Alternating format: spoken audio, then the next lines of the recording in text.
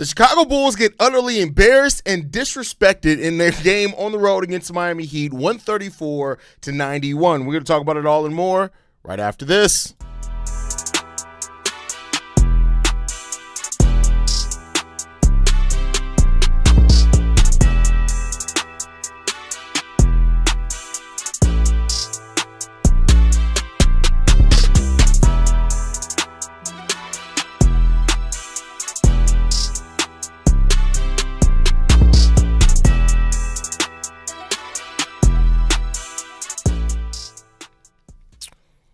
What's going on, Bulls fans? Welcome to another episode. Hold on.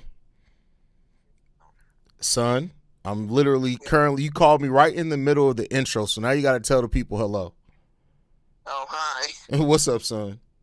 But my TV's acting up. Like, I don't know what happened. I was like playing my game and then suddenly it just blacked out. Your TV blacked out? Okay, well, you can go in the living room and I'll come take a look at it when I'm done with the stream. Yeah, no matter what I'm doing, like, I'm trying to turn off the Xbox, but it won't turn on. Unplug everything and plug it back in, but I'll come take a look at it when I'm done, all right? Mm-hmm. All right, love you. Me too. Bye. Sorry, being a father always comes first. There's going to be a bunch of people that turn out the stream because of that, but fuck them, because being a father comes first. But with that said, what's going on, Bulls fans? Welcome to another episode of Chicago Bulls Central, your number one spot for everything Chicago Bulls related. I'm the host there, Haize, but more importantly, you guys can follow the channel at Bulls Central Pod on every social media platform we happen to be on. With that said, let's go ahead and get in this game, y'all. And the Chicago Bulls just got utterly fucking embarrassed, bro. A 43-point loss on God's Day, on Sunday. That's what y'all had for us, was on the day, on God's Day, the day that we were supposed to be giving up to the Lord. That's what you have for us. A 43-point loss. What the hell was that, man? That's crazy. That's wild. It doesn't even make any sense that the Chicago Bulls lost in that manner. Like, I get it. The Bulls were without Josh Giddey. No Zach Collins in this game. No Jalen Smith either in this game. I get it. The Bulls were down a lot of people. But let's be clear here. It's not like the Miami Heat were running with their full lineup either. I know Bam was out there, but, like, Jesus Christ, man. This is what y'all got for us? And I'm going to let y'all know right now. Y'all want a 30, 40-minute post-game show? I ain't got that for you today. I ain't got 40 minutes for a 40-point loss. I'm just going to be 100% honest with y'all today. I ain't got it. I didn't want to have it, even if I did have it to give y'all. But Jesus, man, no Tyler Hero in this game. Khalil Ware only played 18 minutes coming off the bench. Like this is just, what was this, bruh? This was an utterly disgusting matchup. A disgusting matchup. Because the Bulls got their asses kicked in this game, yo. And y'all know, listen, I've been a Coby White supporter this whole entire time. But Coby White, this stretch, this last 3-4 games by Coby, it's hard to defend, y'all. It's hard to defend. Coby White looked at everybody that's been fitting him and said, yeah, thanks for defending me, but your mama stink. That's what he said. Like, because what are we doing? 4 for 13, Kobe? 4 for 13. Man, bro, like, you're talking about, this was nothing but pure effort from a lot of these guys. Pelly Larson was out there cooking. Jaime Jaquez Jr. said, listen, I'm doing everything at the rim. If you got a problem, stop me. And I love the Rook. I mean, well, he's not a rookie anymore. But Modest Buzelis, 2 points with no Josh Giddey, no Trey Jones, no Jalen Smith, 2 points. Come on, Modest, bro. Come on, Modest. What are we doing out here, bro? What are we doing out here, bro? This was disgusting. This was bad. This was something like UFC's on. I could be watching UFC right now. Instead, I had to watch this shit on the Lord's Day. On God's Day, this is what I had to watch. Come on, man. This is utterly ridiculous, disrespectful, and the ancestors are not pleased right now. I can tell you that right now. The ancestors are not pleased. The Chicago Bulls shot the ball 6 of 41 from three-point range. Why on God's green earth, on a day where you clearly don't have it going, are you taking 41 three-pointers? But you don't want us taking any mid-range shots? Billy Bubblegum Donovan? So just to go over the stats that we usually go over, right? Bulls lost points in the paint, 44-72. They lost second chance point, 22-14. We won fast break points, 13-10. There you go, that one. Bench point, 65-42. Turnovers, the Bulls lost the turnover battle, 19-9. Points off turnovers, you lost that 8-23. I don't know what to tell you. The lead at one point in this game was 54. They had a 54-point lead. This is not 2K. This is real life. Real life. A whole human points. A 54-point lead? Man, nah, bro. Nah, man. This is at this point, like AK said that he was going to use the stretch of games leading into the trade deadline to kind of help make his determination on what to do. If you were watching a team like this play, and I get it that we're down players, I get all that, but if you're watching them play and you think to yourself, hey, I said that this was going to be a playoff team, and you don't want to do something different here, I don't know what to tell you. I don't know what to tell you, man. This is ugly. I want to see how many mid-range shots did we take today? I just want to know. Give me a second. Let me go on my advanced analytics site. Give me 1 second. Just give me one second. Let's see. Shooting.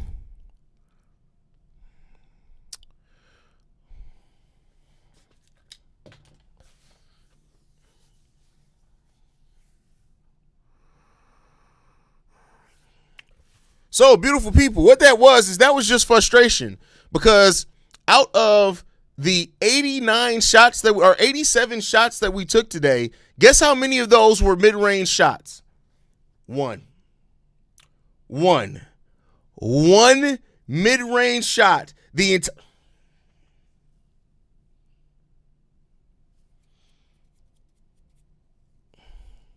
All right. Hey, that's one. We took one. We were 0 for 1 for mid-range shots today. One. That's it. Man, listen, bro. This team ain't serious, y'all. This team ain't serious. This is not a serious franchise right now. It's not a serious franchise, bro. The fact that we can both start P. Will and have him out in garbage time is crazy for the Bulls. Hey, that's wild.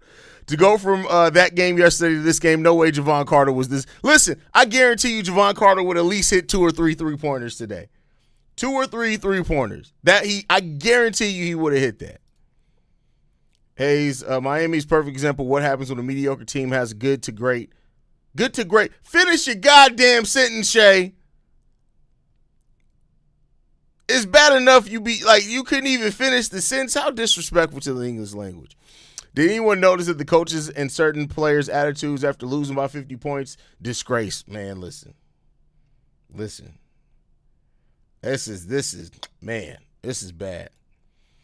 I don't think we are getting one for Coby anymore. Hey, bro. If that's not accurate, bro. If that's not accurate, man, I don't know what to tell you. Giannis has had a bad game tonight. What the heck happened to him? I don't know, bro. You know what? Being in Miami for 3 days might have been it for the young fella. Maybe that was it for him. You know, if somebody would have put 20-year-old me in Miami for 3 days, I would have had 15 children, been alcohol poisoning, and a weed overdose. You can't even overdose from weed. If you would have put me in Miami at 21 years old, 15 children would have came out of that 3 days. Absolutely. 3. I would have shot up every club in eyesight. I would have hit everything moving. I would have been doing Zion numbers. That's what I would have been doing. So maybe that's what got to him. I don't know, but man, it's not good. That's for damn sure. Shaking my head, the Heat straight embarrassed the Bulls league. Man, it's time for a change, Haize. We all sick of this. What coach is better than Billy Donovan? We need a culture change. All of them, bro. All of them at this point, bro.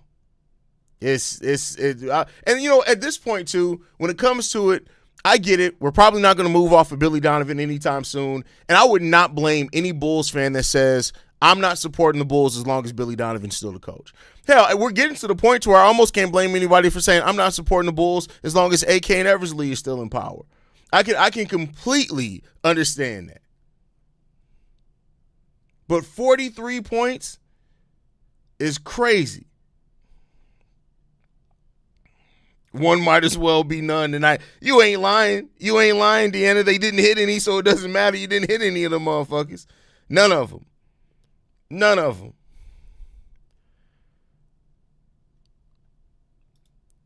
This shit was rough. Coby out there shooting like me in high school. Bro, like somebody left a voicemail on today's mailbag and they're like, well, the trade rumors are clearly what's getting to Coby.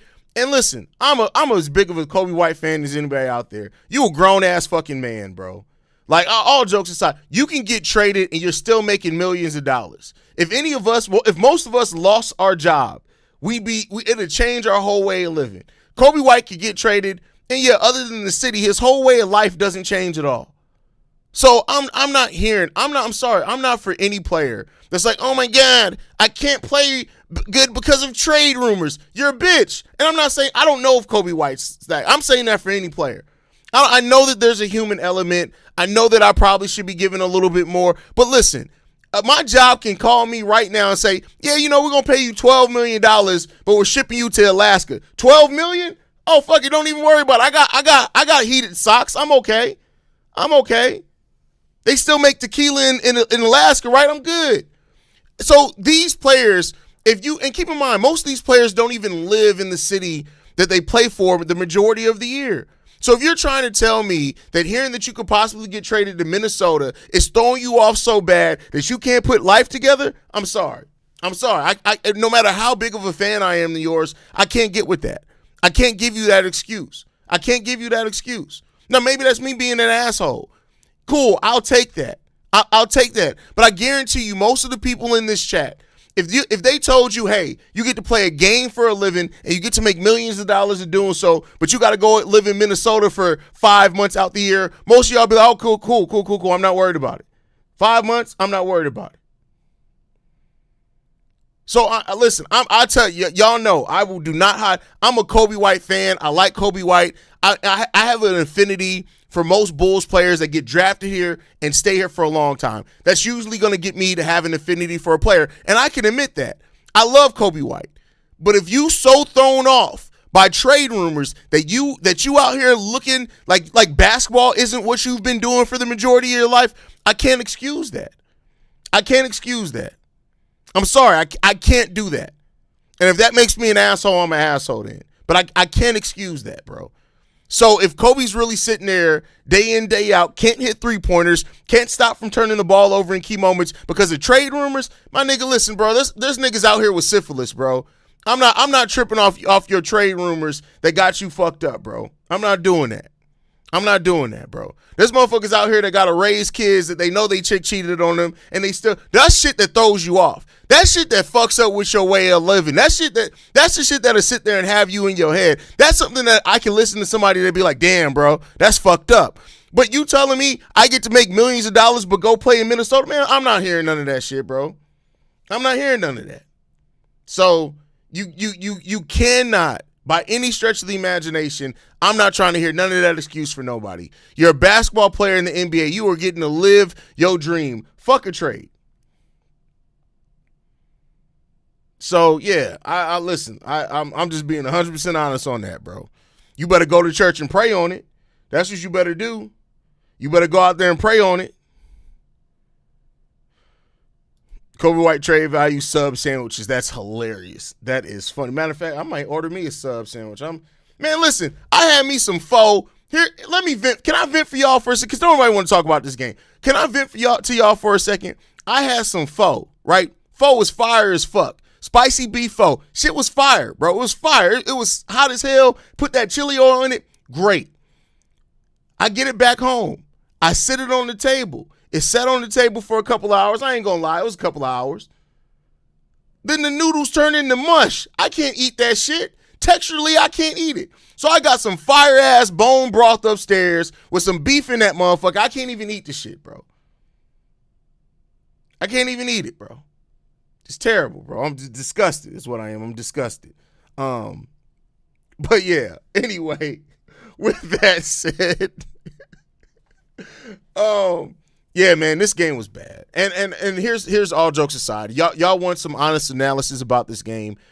This is where people like me, right, who I tend to lean more optimistic. No, I'm not blindly optimistic, but I tend to lean more optimistic. And I get it. No Josh Giddey, no Jalen, no Zach Collins, no Trey Jones in this game. I understand it, right? But for me, I could deal with a loss. You just got to act like you gave a damn. And the problem here on this that I saw with this team today is that Yuki Karamora, Lachlan Olbrich, and Dalen Terry cared more about this game than what I saw from a lot of people. They care more about this game than what a lot of the players that are paid millions. Yuki Karamora isn't even on an NBA contract. Lachlan Olbrich is a second-round pick that's not on a full NBA contract. You feel me? Dalen Terry is on his way out, possibly, of the league. But these are the people that cared more about this game. Like, listen, I get it. They came in and they kicked your teeth in early. But no part of you has any pride about that as a coach, as a team, as an organization. Like, and this thing, how many people are going to leave from this? How many fans are going to leave for this and think that the Bulls are going to have a conversation in the locker room, be like, hey, man, that sucked. Yeah, that sucked, bro. We can't let that happen no more. No, you know what they're probably back in the locker room doing? Smiling, laughing, probably going to go out and get some drinks afterwards. Vooch has probably already got his shit packed. The season's almost over with. He's probably living out of a suitcase. Coby White's probably about to go get his hair permed. And I don't know what to tell you. He's probably finna be out here in Miami looking damn it. I lost the name. A pimp named Slipback. And that's probably Money Mike. That's probably what he's going to go out here looking like. None of these motherfuckers care, bro. But yet it's us, right? And I may disagree with a lot of y'all. Mean fighting Irish Vikings don't typically have the same basketball view. But we the ones that sit here and look at this team and be like, fuck, bro, like I really want my team to care. And these players don't give a shit. We don't have nobody on this team that when the going gets tough gives a shit. Now when we're winning, it's a passionate ass team. When we're winning, let us get a little 2-game win streak going. Everybody's passionate. Everybody roaring at the camera when they make big buckets. Everybody's getting up at the highlight reel dunks and blocks. And that's all great. But you know what that's called? That's called front running. Anybody could get up when their team's winning a couple of games. But when you need somebody to sit there and say, no, we can't go out like this. Nobody on this team gives a fuck. Nobody on this team is sitting there with that fight. You know what? The Baby Bulls won a lot of games, but they lost a lot of games too. But you know what? Kirk Heinrich, Luol Deng, Ben Gordon, when them motherfuckers was all still skinny as shit. Thabo Cephalosha, Andres Nocioni, right? PJ Brown when he was on this goddamn team. Those teams would be like, damn. But you're not finna. We not going out with. I remember one time they went down by 20 in the first quarter against Detroit. Came back and they still lost the game. They lost it by 8. But that whole game they was fighting. We don't do that no more here. There is nobody on this team when the going gets tough gets tougher. Everybody on the team be like, oh, well, I guess we lost that one. And Billy Donovan, old gum-chewing ass one. And I guarantee, I didn't even watch Billy Donovan's post-game show. I guarantee you in his post-game press conference, Billy said something along the lines of, you know, it got away from us. And when you get frustrated, we can't let it get away from us. You know, I tell these guys all the time, you got to go out there and you got to really fight. Who wants it? Who wants to compete? Well, Billy, if you've been telling these niggas this shit the whole time and they looking at you say, yeah, fuck you, Billy, what does that tell you about yourself? I could not be in the room that I'm supposed to be a leader in the room and realize don't nobody give a shit about what the fuck I say, and I'm not cutting people's necks off. I'm supposed to be the leader. You the coach. We don't have a superstar. That means that shit falls on you to get this shit together. And instead, Billy will say the right things in media, but when the shit's going on in the sideline, what's he doing? Sitting his fucking flabby ass over there chewing fucking gum with his crooked ass hairline. That's what's happening. So, like, listen, it is what it is until we get something that's an organizational shift. There's a few things that can be true organizational shifts for you. Let me list those out, right? One, you get the person who's running the show cares more about winning than anything. I've ranted about that all the time. That's not AK. AK cares more about looking smart than being smart. Two, you get a coach that comes in here and completely changes the culture, meaning that you get a coach that comes in here and says, listen, this is what we're going to do. This is the standard of how we play. This is the effort that we give. And if you don't give that, you're going to sit your ass down. I don't care if you were a number 1 overall pick. I don't give a fuck if you're making $25 million. I don't care. If you're not playing the way that I need you to play, you're not getting on my basketball court. Or you get a player that comes in here and the player is so good that like, hey, y'all play off me. We ain't got none of that shit. We ain't got nobody in the front office that cares more about winning than anything. We don't have a coach that's going to take over the team and set a standard. And we don't have a player on this team that comes out there and holds everybody to the way that they need to play and says, put it on my back, put it on my shoulders. We don't have any of that shit. Great franchises can have all three or at least two out of the three. We ain't got some. There are some great franchises that have who's the owner of the Miami Heat? You know what? They don't give a fuck because they turn it over to Pat Riley and Pat Riley runs that shit. Then on top of that, they have a coach that definitely is like, hey, you're going to play my way. They don't have a player on the court right now that's a superstar, but they got the other two. That's how you set culture in a franchise. This team don't got it. We got owners that sit around and jerk each other's dicks over did the check clear or not. We got a fucking president of basketball operations that looks like a fucking eagle that sits there but can't see shit. Eagles are supposed to have good eyesight in this motherfucker. He can't see shit. His head's too far up his own ass because he was part of the front office that drafted Nikola Jokic. You ain't did shit good since then, my boy. And don't get me started on fucking bubblegum Billy bitch ass Donovan. Don't get me started on that.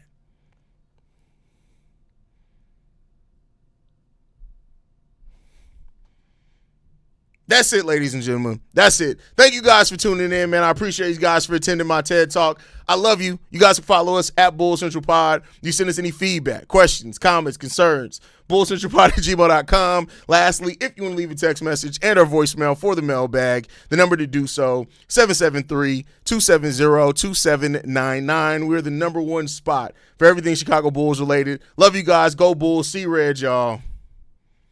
Peace. This has been a presentation of the Break Media.